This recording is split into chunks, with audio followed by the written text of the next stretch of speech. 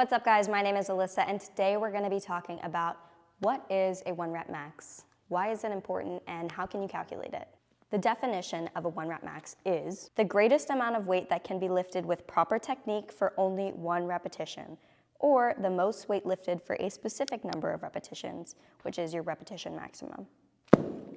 Can anyone tell me why finding your rep max is important? I know. It's important to figure out your 1 rep max because it takes the guesswork out of picking random weights for every exercise that you do, and it allows you to choose a weight based on your heaviest lifts to give you trackable weights that you can easily progress. Perfect answer. These numbers allow us to achieve different adaptations effectively based on different percentages and rep ranges. If you're targeting muscular endurance, you'll be working in a percentage range under 67% for greater than 12 reps. If you're targeting hypertrophy or muscle growth, you'll be working between 67% and 85% of your 1 rep max for between 6 and 12 reps.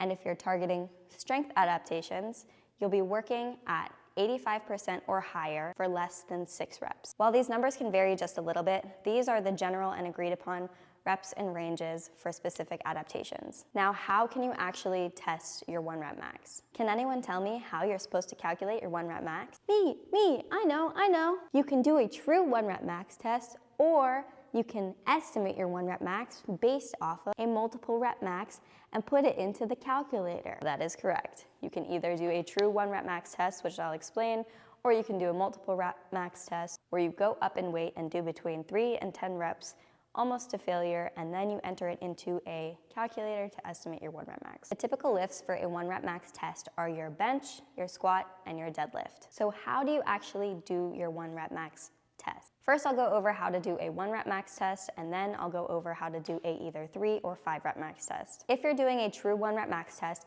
it is very important to do movement-specific warm-ups. For example, if you're about to warm up your squat, you should warm up your ankles, knees, and hips to make sure they are ready to lift some heavy weight. Without further ado, here is the 1 rep max test protocol.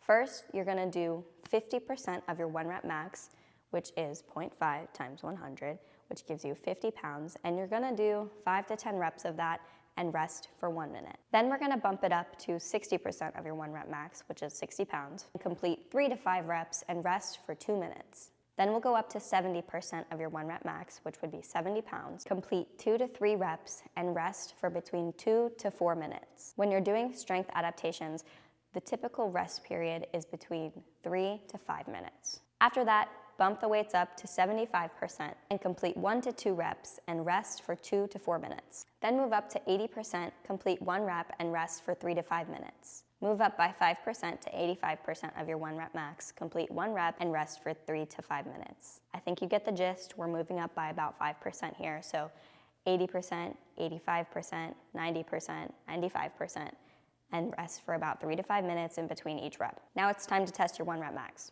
We're going up to 100% of what you think it is, so 100 pounds, and go for your 1 rep. If you make it, you can add about 3% and try again for a new PR, congratulations.